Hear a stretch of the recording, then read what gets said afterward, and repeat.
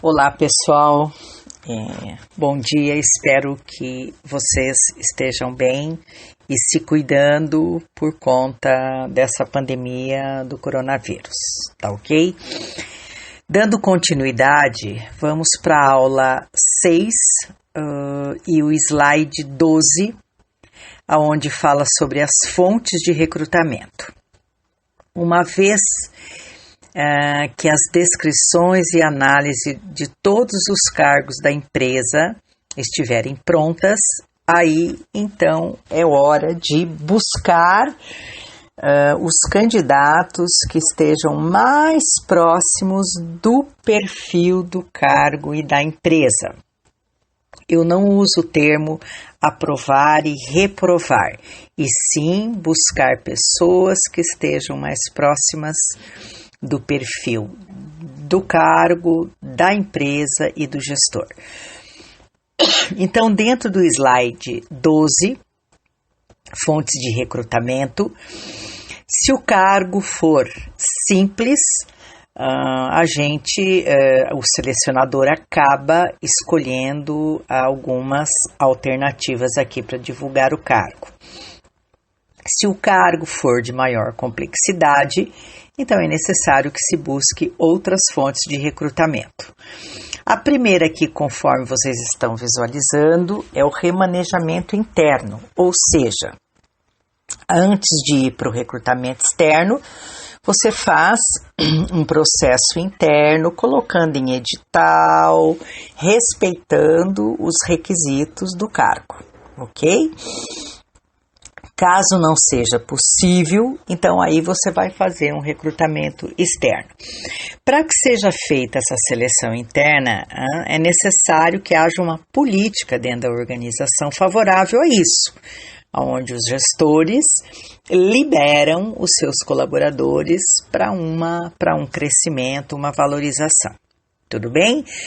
Feita essa seleção, é necessário também que se dê o retorno para aqueles que não foi possível, com muito cuidado e explicando por quê. Por que eu digo isso? Porque a seleção interna, ela pode ser um fator motivacional ou o contrário disso, pode desmotivar os colaboradores que se submeteram à seleção interna e que não entenderam por que não foram aprovados. Muito bem, indicação aqui dando continuidade nas fontes de recrutamento e no slide 12, nós temos indicação de colaboradores, cartazes no mural da empresa, o Cine, que é o Sistema Nacional de Emprego. Eu particularmente acho que o Cine ajuda muito para cargos operacionais.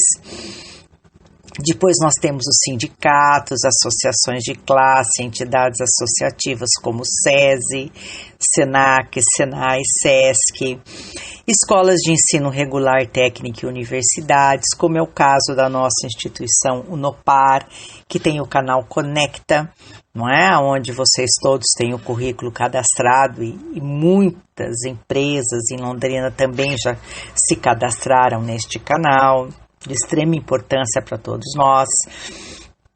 Cartazes na comunidade, anúncios em jornal, rádio e outros meios de comunicação.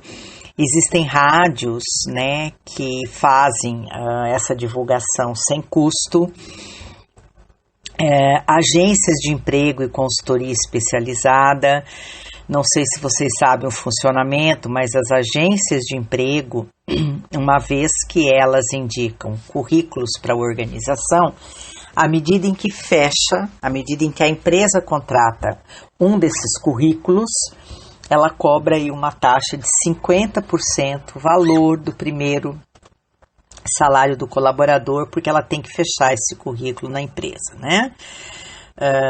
E ela aguarda aí 30 dias, caso não dê certo, ela faz uma substituição sem custo.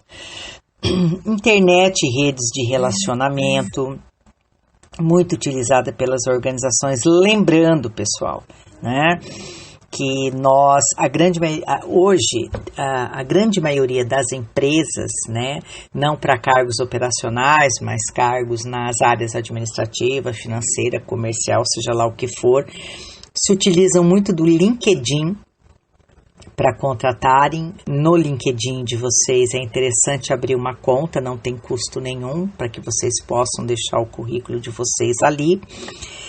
E, no caso, no processo de seleção, as organizações têm acessado o Facebook, não é? Que é uma rede social, para dar, né, para observar um pouco do comportamento de cada uma das pessoas aí. Então, isso tem funcionado muito no processo de seleção. E aqui, Headhunter e Outplacement, aí seria mais para cargos gerenciais. Headhunter é o caçador de talentos, né? E Outplacement é um processo que a organização que demitiu o seu gestor, o seu diretor, seja lá o que for, ela acaba pagando para uma agência como essa recolocar os profissionais. Por que eu digo que é para cargos a nível gerencial e executivo? Porque o valor deles é muito diferente, né? O Headhunter, caçador de talentos, por exemplo, ele cobra em torno de 20% a 25% o valor do salário anual, né? Então, veja, se um diretor hoje for contratado por 20, 30 mil reais, vezes 12, vezes 20%, né? É um custo aí alto. A gente, então, mediante isso, nós não temos esses profissionais em Londrina. Um dos maiores headhunters que nós temos aqui no Paraná, em Curitiba, é o seu Bernard, né, que tentou montar uma filial aqui, não deu certo, acabou abrindo em Maringá, mas que também já fechou. E o Outplacement, eu vivi essa experiência na Folha de Londrina, que eu trabalhei 10 anos. Em um dado momento, a empresa teve que proceder à dispensa de um diretor por uma questão de estrutura, e a empresa acabou pagando para uma agência de outplacement em Curitiba para que realmente eles recolocassem esse profissional no mercado, e assim foi feito, né? E o valor aí que eles cobram é praticamente igual aí do Headhunter, por isso que a gente diz que essas duas fontes são fontes aí mais para cargos executivos. Ok até aqui? Muito bem. Dando continuidade na aula 6, a gente vai agora para o slide 13, que fala sobre modelos de anúncios. Existe uma lei federal que ela diz o seguinte, que não pode ser feito anúncios divulgando sexo, cor, raça, que possa configurar aí um preconceito da organização. Então, eu coloquei nesse slide aqui 2 exemplos de anúncios, né, que tem aí um erro. Então, vamos lá. O primeiro anúncio, vendedor externo, requisitos. Vocês estão visualizando aí, tem todos os requisitos e o que a empresa oferece. Esse anúncio, o que ele tem de errado? O cargo em questão, não é? Se não pode haver discriminação de sexo, então teria que ter aqui vendedor, vendedora, ou nos requisitos ambos os sexos. E aí pode vir a pergunta, mas professora, e se eu só precisar do sexo masculino ou feminino? Bem, aí é um problema da organização, é um outro planejamento. Eu já trabalhei muito com anúncios, onde a gente realmente colocou ambos os sexos e nós atendíamos todos os currículos, né, sem dar informação se era só para homem ou para mulher. E no caso operacional, por exemplo, que foi a minha experiência, nós encaminhávamos os currículos das mulheres para agências de emprego, porque o cargo era do sexo masculino, tá bem? Mas pode haver um comentário aí de um de vocês, isso é um absurdo. Pois é, eu também acho, mas é uma lei federal e que nós temos aí que nos organizarmos. E vocês vão ver no mercado, pessoal, que não existe muito cuidado para isso, né? porque nem todas as organizações têm essa informação, a não ser das médias grandes empresas. Mas nós temos que se cuidar. Se a organização for pega fazendo isso, ela vai ser notificada e multada posteriormente, tá bem? O segundo anúncio multinacional contrata na lista de planejamento MRP, MPS, programador de produção, secretária, enfim. Existem erros também, porque eles estão colocando idade, a experiência, se você for colocar, você pode colocar experiência de 6 meses, não além disso, tá?